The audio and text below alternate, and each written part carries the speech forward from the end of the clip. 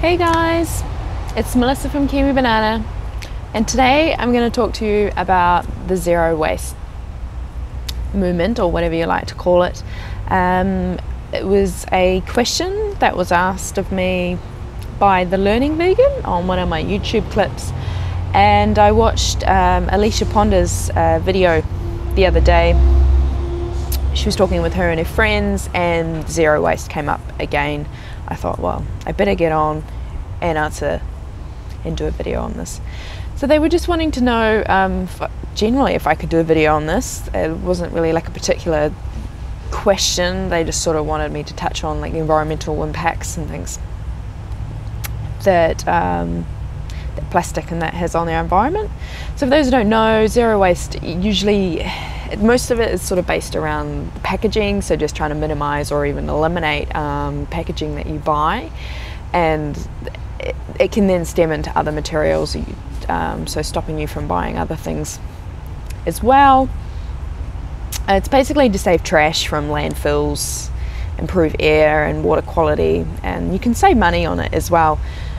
So I guess what it comes down to is we use so much plastic and other materials every year, and in the early years of plastic making,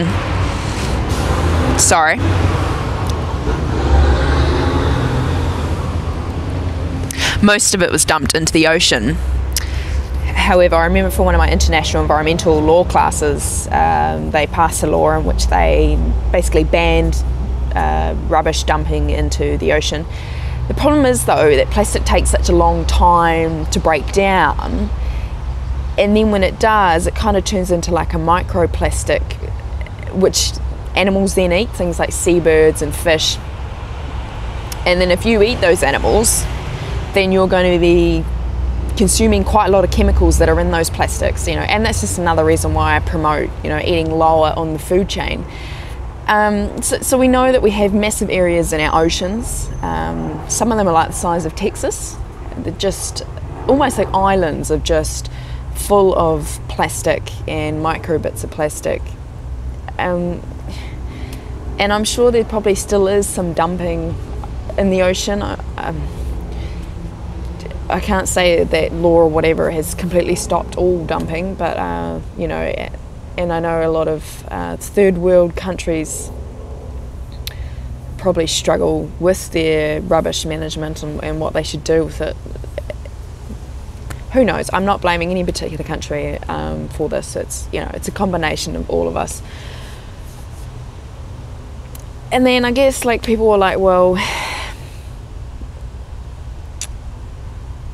what do we?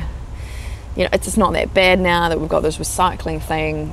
However, there's still chemicals in that used into making whatever that was, plastic bag or whatever, into something else.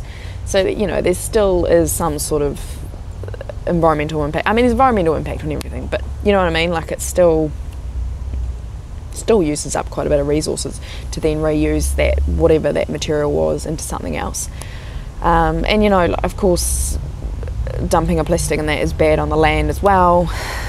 So you basically just want to minimise or even eliminate, if you can, all plastic use is probably a good start. And I guess so some of you are thinking like, well, where do I start? Well, kitchen is quite an obvious area. So you want to be doing things like, when you go to shops, make sure you use your own bags, and you can even store things like your food materials and things like jars that tend to last, a lot longer. Buying in bulk. You can have like reusable cloths instead of paper wipes and things like that. I guess that's not really plastic, but you get the idea. I mean, and then you can also, it can go into things like your closet, so that's not necessarily plastic, but you could be buying things like second-hand clothes and taking better care of the clothes that you do have. Except if you're anything like me, you tend to get holes and rips and stains on everything, but that's just me being a bit silly. And I guess like it can stem into your work, so trying to be more digital can help lower your paper use. Bringing your own lunch, that is definitely a good tip that you probably want to take up, because you will save money on doing that. definitely. I can almost guarantee that. And you can probably guarantee with what's actually going, a lot more with what's going into your meals than if not.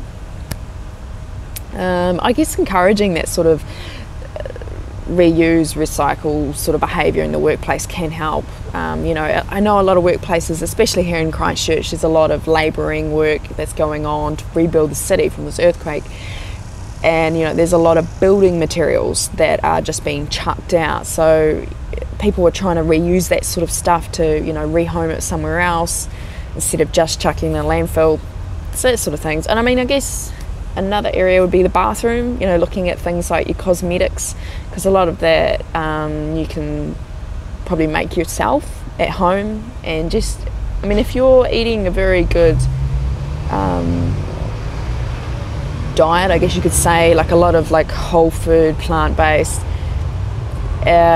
you're probably not going to have as many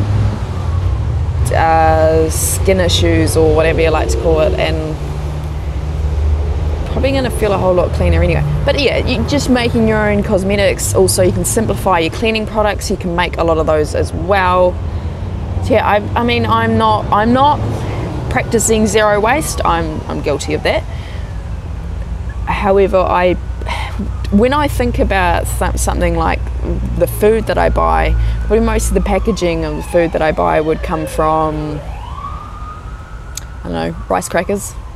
I like rice crackers, guys. They're pretty delish. So yeah, that's probably one of my biggest plastic buys that I buy regularly. Maybe sometimes when I buy my oats, sometimes they're not in a paper bag, sometimes they're in a plastic bag. I mean, a lot of the times when I do get plastic, I do reuse it multiple times, quite a few times. And like, especially when I go shopping at the organic store, a lot of the time there is the whole bin, you scoop it out, you put it in a paper bag, that sort of thing.